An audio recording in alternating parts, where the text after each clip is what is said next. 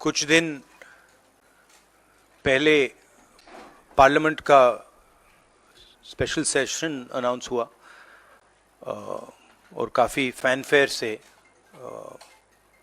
पुरानी parliament building से नई पार्लियामेंट बिल्डिंग में ट्रांजिशन हुआ। वो अच्छी बात है और मेन फोकस स्पेशल सेशन का, पहले तो मालूम नहीं था ये स्पेशल सेशन क्यों हो रहा है, स्पेक्यूलेशन काफ़ी हुआ और फिर पता लगा कि इसका मेन फोकस महिला आरक्षण है। उसके बाद महिला आरक्षण तो बड़ी अच्छी चीज है, उसके बाद ये दो क्लॉजेज, इसमें दो फुटनोट्स हमें मिले। एक की महिला आरक्षण करने से पहले, महिला आरक्षण देने से पहले हमें सेंसस करना पड़ेगा और दूसरा डिलिमिटेशन करना पड़ेगा और इन दोनों चीजों को करने के लिए बहुत साल लगेंगे। सच्चाई यह है कि महिला आरक्षण को आज किया जा सकता है। 33% आज जो सीट्स हैं लोकसभा में, विधानसभा में, वो महिलाओं को दी जा सकती हैं। कोई कॉम्प्लिकेटेड मामला नहीं है, मगर सरकार वो नहीं करना चाहती है। सरकार ने ये देश के सामने रख दिया है, मगर रियलिटी ये है कि ये इंप्लीमेंट आज से 10 साल बाद होगा। ये भी नहीं मालूम कि होगा या नहीं होगा। तो एक प्रकार से ये डिस्ट्रैक्शन टैक्टिक है, डाइवर्जन टैक्टिक है। डाइवर्जन किस चीज से हो रहा है? डाइवर्जन ओबीसी सेंसस से हो रहा है। मैंने पार्लियामेंट में सिर्फ एक इंस्टीट्यूशन के बारे में बात की, वो जो हिंदुस्तान की सरकार का सेंटर है, कोर है, जो हिंदुस्तान की सरकार को चलाता है, कैबिनेट सेक्रेटरी एंड सेक्रेटरीज। और उसमें मैंने एक छोटा सा सवाल पूछा। प्रधानमंत्री कहते हैं कि वो ओबीसी के लिए बहुत काम कर रहे हैं। अगर प्रधानमंत्री इतना काम कर रहे हैं तो 90 लोगों में से सिर्फ 3 लोग ओबीसी कम्युनिटी से क्यों हैं? पहला सवाल। दूसरा सवाल, मैंने यही एनालिसिस बजट को देख के की कि भैया पूरा हिंदुस्तान का बजट क्या है और ये जो ओबीसी ऑफिसर्स हैं ये इस बजट में से कितना कंट्रोल कर रहे हैं और क्या कंट्रोल कर रहे हैं। आदिवासी क्या कंट्रोल कर रहे हैं, दलित क्या कंट्रोल कर रहे हैं। ओबीसी हिंदुस्तान के 5% बजट को कंट्रोल कर रहा है, ओबीसी ऑफिसर्स।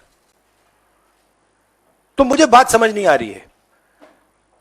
प्रधानमंत्री हर रोज ओबीसी की बात करते हैं, ओबीसी प्राइड की बात करते हैं, मगर ओबीसी के लिए किया क्या? अब जब मैंने ये बात बोली, उनका रिस्पॉन्स बड़ा इंटरेस्टिंग है। वो कहते हैं कि लोकसभा में हमारा रिप्रेजेंटेशन है। लोकसभा में रिप्रेजेंटेशन का क्या लेना देना है? मैं कह रहा हूं कि बजट डिसीजन जो लेते हैं, जो बजट को ऑफिसर्स हैं, जो बजट को कंट्रोल करते हैं, 5% ओबीसी निर्णय ले रहे हैं। और मैंने सिर्फ यह सवाल पूछा, क्या हिंदुस्तान में ओबीसी की आबादी 5% है? यह मैं जानना चाहता हूं। अगर 5% है तो फिर वो ठीक है, उसको मैं एक्सेप्ट करने के लिए तैयार हूं। मगर अगर वो 5% से ज्यादा है तो मुझे यह पता लगाना है, और एक बार मैं मन बना लेता हूं, मैं छोड़ता नहीं हूं, मुझे यह पता लगाना है ये ओबीसी हिंदुस्तान में कितने हैं, और जितने हैं उतनी भागीदारी इनको मिलनी चाहिए। अब आप किसी लोकसभा में किसी भी एमपी से पूछ लीजिए, लोकसभा को टेंपल ऑफ डेमोक्रेसी कहा जाता है। आप किसी भी बीजेपी के एमपी से पूछ लीजिए कि वो कोई डिसीजन लेता है, कोई कानून बनाता है, कोई कानून बनाने में भाग लेता है, किसी से भी पूछ लीजिए। बिल्कुल नहीं। ना कांग्रेस का एमपी इस लोकसभा में, ना बीजेपी का एमपी, ना कोई और इंडिया का एमपी कोई डिसीजन लेता है। मतलब एमपीज को जैसे मंदिर में मूर्ति होती है वैसे मूर्तियां बना रखी हैं और ओबीसी की वहां पे मूर्तियां भर रखी हैं, मगर पावर बिल्कुल नहीं है, देश को चलाने में कोई भागीदारी नहीं है। यह सवाल मैंने उठाया है कि क्या, और हर ओबीसी युवा को यह समझना है कि क्या आपको इस देश को चलाने में भागीदारी मिलनी चाहिए, हां या ना? अगर मिलनी चाहिए तो क्या आपकी आबादी 5% है, हां या ना? यह सवाल है। और डिस्ट्रैक्शन इस बात से हो रहा है, बीजेपी को ये जो 2 पॉइंट्स हैं, महिला आरक्षण वाले, डिलिमिटेशन और सेंसस, इनको हटा देना चाहिए और एकदम महिलाओं को जो इज्जत मिलनी चाहिए, जो रिस्पेक्ट मिलनी चाहिए, जो भागीदारी होनी चाहिए, उनको एकदम वो कर दें। और कास्ट सेंसस का जो हमने डेटा निकाला था उसको पब्लिक कर दें, तो सारे हिंदुस्तान के ओबीसी युवाओं को पता लग जाए वो हैं कितने, और नया सेंसस कास्ट बेसिस पे करें। Thank you. एक करके प्लीज। और प्रधानमंत्री को अपने अगले भाषण में यह कहना है, यह समझाना है देश को कि हिंदुस्तान के सबसे जरूरी 90 अफसर जो हैं उनमें से सिर्फ 3 ओबीसी क्यों हैं? यह मेन सवाल है। और मैंने दलितों और आदिवासियों की बात ही नहीं की अभी। अंग्रेजी में कह देता हूं। The BJP came up with the idea of a special session. We appreciated that idea. With a lot of fanfare and pomp, we moved from the old building to the new building. The Prime Minister, in a very dramatic gesture, carried the Constitution of India from the old building to the new building. And he said that he is passing a very important law. And we agree with him. Women's reservation is a central step in the empowerment of the women of India, and it is a critical step. But when we read the fine print, we found something very interesting. 2 little subtexts were there. Number 1, this will be done after delimitation. Number 2, this will be done after census. What it means is this bill will be implemented a decade from now. It is not going to be implemented today, and every woman in India should understand this. It is not going to be implemented today, it's going to be implemented, if it is implemented, 10 years from now. So this is a diversionary tactic. It's a way of making everyone's attention move away. The question is, what are they moving away from? And the answer is the caste census. And I'd like to explain why. In my research for my speech, I looked at how many officers in the government of India, the senior most officers are secretaries, how many secretaries in the government of India come from the OBC community, how many come from the Dalit community, how many come from the tribal community. And I was shocked to find that 5% of the secretaries of the government of India, 3 officers in the government of India secretary level are OBC first. And then I asked another question, what budget do they control? And they control 5% of the budget.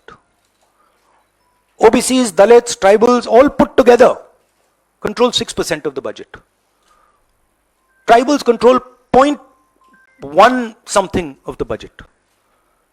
So this is a shocking finding. And I said this in Parliament. My point being that are the OBCs 5% of India? Is that the amount of participation we want of the OBC community? So the central question is, how many OBCs are there in India? How many different communities are there in India? If we want to distribute power to the people of India, we have to know this number. Otherwise, we are working without data. And so I placed this on the floor of the House and I said, look, please tell us how many OBCs. We have the data. I know, because the government of India has already done the census and all this data is available. Why is the Prime Minister not releasing this data? And second, what is this delay in this census? The caste census should be done now, and the last caste census data should be released at once. Now, what was the BJP's answer? Very interesting answer. That it doesn't matter how many OBCs are in the government of India. What matters is that we have MPs and MLAs who are OBC. No, that's not the point. Because you can ask any MP or any MLA how much they participate in lawmaking, how much they participate in how the money in India is spent, they will tell you there's no participation. So it is almost as if they keep placing these OBC MPs into the Vidhan Sabha from one side and taking away the real power of the OBCs from the other side. And as the Prime Minister keeps saying, he's an OBC leader, I want him to explain why only 3 OBCs are there in the government of India. And why the OBC community, which is the backbone of this country, is responsible for only 5% of the budget. They have not been able to answer this question. In fact, when I said it, I saw in their face the panic. Because this is the truth, this is what they're trying to distract India from. The fact that the large mass of Indian people do not have any power.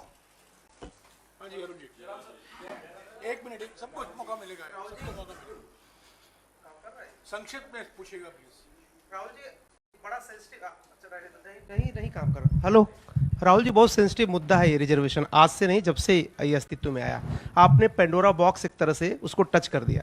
आप कल ये बात कह चुके अपनी speech में कि भाई ये दो, सरकार तो नहीं दे रही, सरकार ने तो पास करा दिया बिल। अब सवाल उठता है आपका, क्या आप आगे चल के सरकार में भी, जैसे सेक्रेटरीज हैं, सरकार में भी और महिला आरक्षण में भी ओबीसीज के लिए अलग से व्यवस्था करने वाले? देखिए, सिंपल बात, स्टेप बाय स्टेप करना है।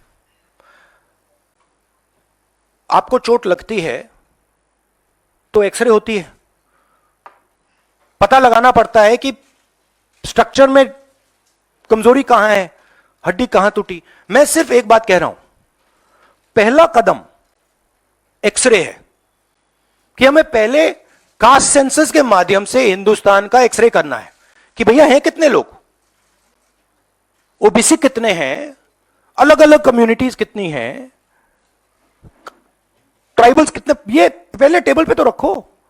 डिसीजन लेने से पहले अगर हम अपने सामने डेटा ही नहीं रखेंगे तो डिसीजन कैसे लेंगे? वो तो आपने बात की बात की, मगर पहले हमारे सामने डेटा रखो। डेटा रखोगे मैं आपका जवाब दे दूंगा, आज तो डेटा ही नहीं है। दूसरी बात, मैंने अपने भाषण में कहा कि आजादी की जो मूवमेंट थी वो एक शुरुआत थी। Distribution of power, transfer of power to the people of India, Hindustan के लोगों को पावर ट्रांसफर करने का पहला बड़ा कदम था। उसके बाद हमने और कदम लिए हैं। कास्ट सेंसस से जो डेटा निकलेगा वो हिंदुस्तान की जनता को और पावर ट्रांसफर करने का तरीका है। मैं कह रहा हूं कि हिंदुस्तान के जो ओबीसीज हैं, दलित्स हैं, ट्राइबल्स हैं, बाकी लोग हैं, महिलाएं हैं, उनको हमने ट्रांसफर ऑफ पावर करना है। उनके लिए हमें पावर ट्रांसफर करना है, उनके हाथों में पावर डालनी है। फाउंडेशन वो है, और कास्ट सेंसस की जरूरत है, क्योंकि उसको समझे बिना हम ये कर ही नहीं सकते। हाँ, एक मिनट प्लीज, अरे रमन जी रुक जाओ प्लीज। हाँ, देखो, हमारे समय जितने भी थे सही रिप्रेजेंटेशन होना चाहिए। हमारे समय कम था, वो भी खराब है। इनके समय कम था, कम है, ये भी खराब है। हम चेंज चाहते हैं, ठीक है। मेरा कहना है कि जब मैंने ये आंकड़ा देखा मैं हिल गया। मैं बिलीव नहीं कर सकता था कि 90 सेक्रेटरीज में से 3 ओबीसी के हैं। मैं शॉक हो गया, मैं हैरान हो गया, ये क्या हो रहा है? और इसको बदलना है। हिंदुस्तान के जो आम जनता है, गरीब जनता है, उनको पावर देनी है। Rahul ji, you just said that you want that the power should be transferred to women and OBCs and other backwards. You know, this is a form of transferring power. The Prime Minister has said that this bill will lead to an era of women-led development. Do you feel that in the present form, this bill will be able to achieve this goal? Considering No, that it is yeah, not being implemented now. The problem is the implementation. So what they have said is, we are placing a bill on the floor of the House, but we will implement it 10 years from now. What does that mean? That's like the Prime Minister saying, you know, we are going to place a bill on OBC caste census in the floor of the House, and we are going to do it in 30 years. What does it mean? Means nothing. So we agree with the bill. Remove these 2 clauses and make it happen today. And don't insult the intelligence of India's women. Because India's women understand what you're doing.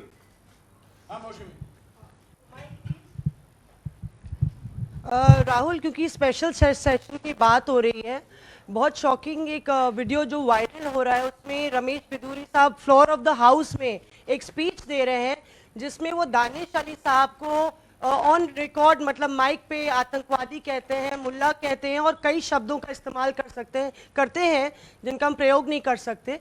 तो इस तरह का व्यवहार जब संसद के भीतर हो रहा है, किस तरह से आप इसको देखते हैं? देखिए, वो और पार्लियामेंट का इशू है, उसमें मैं ये स्पीकर की जिम्मेदारी है और ये पार्लियामेंट्री प्रोसेस चलता है, इस पे मैं यहाँ पे कमेंट नहीं कर सकता हूँ। बट मैं कंप्लीट नहीं हुआ, कंप्लीट नहीं हुआ। राहुल जी, आप बहुत महत्वपूर्ण सवाल उठा रहे हैं। एक तो देरी का, दूसरा ओबीसी के कोटे की मांग कर रहे हैं। सवाल यह है कि 2010 में जब यूपीए के समय में बिल आया था, तब अगर यही कोटा जो आज कांग्रेस मांग कर रही है अगर दे दिया होता तो ये कानून शायद 10 साल पहले बन जाता। तो ये जो आपसे सवाल पूछा जा रहा है कि आज आप कोटे की बात कर रहे हैं ओबीसी की, क्योंकि आप विपक्ष में हैं। जब सत्ता पक्ष में आप बिल लेकर आए थे उस समय ओबीसी कोटा क्यों नहीं था, और क्या इसका आपको रिग्रेट है, अफसोस है कि उस समय ओबीसी कोटा नहीं दिया कांग्रेस ने? 100% रिग्रेट है, 100% रिग्रेट है। वो उस टाइम कर देना था और इसको हम करके ही छोड़ेंगे। राहुल जी, एक minute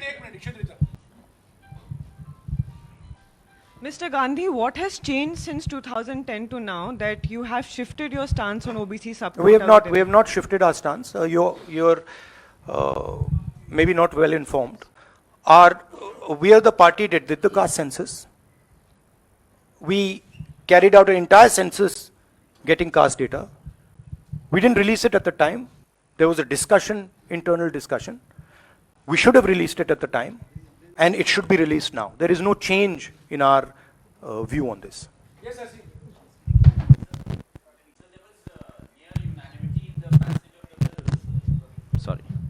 Sir, there was near unanimity in the passage of the bills. Do you think that a wider consultation process should have been followed before bringing the bill in the special session? We are okay with the bill. We have supported the bill. Right? Please understand the technicality. We are in full support of the bill. We don't agree with the 2 little footnotes that have been put in the bill that basically mean that the bill is going to be implemented 10 years from today. We support the bill. Everybody, there's nobody in the house who didn't support the bill.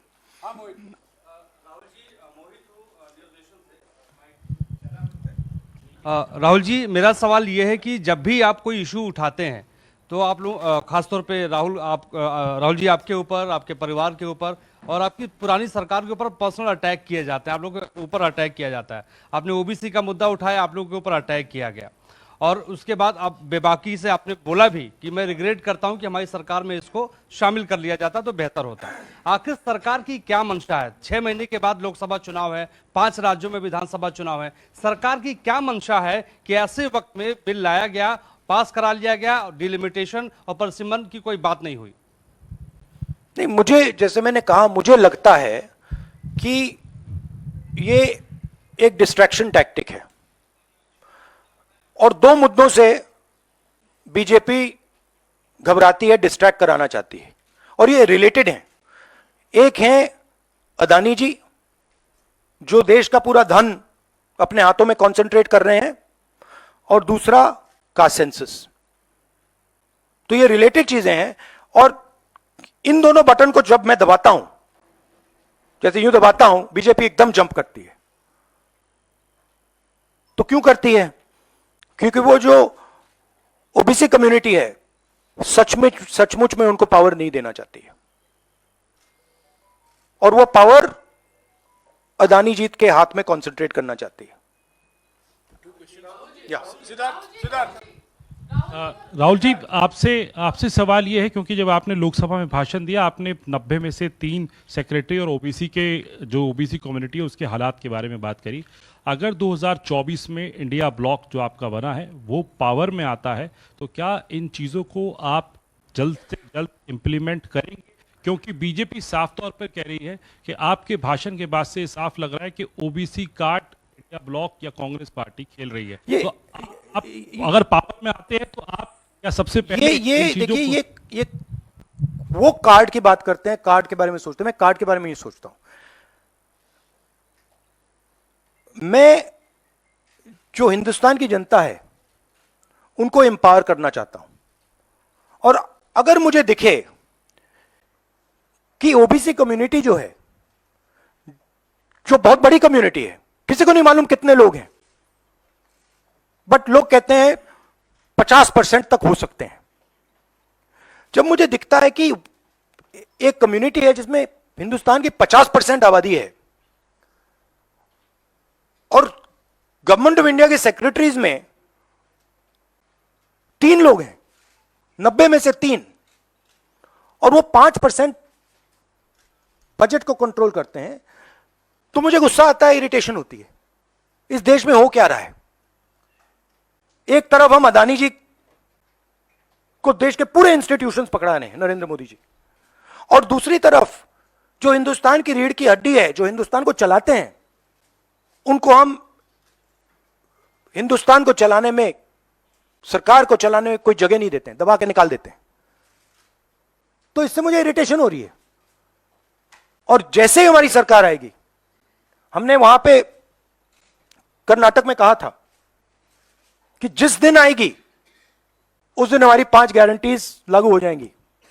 यहां भी मैं कह रहा हूं, हमारी सरकार आएगी, caste census होगा, और देश को पता लगेगा कि हमारे ओबीसी भाई कितने हैं, दलित भाई कितने हैं, और उनको देश को चलाने में भागीदारी मिलेगी। यह मैं आपको कह रहा हूं। यह छोटी प्रोसेस नहीं होगी, एक दिन में नहीं होगा, मगर नियत समझिए।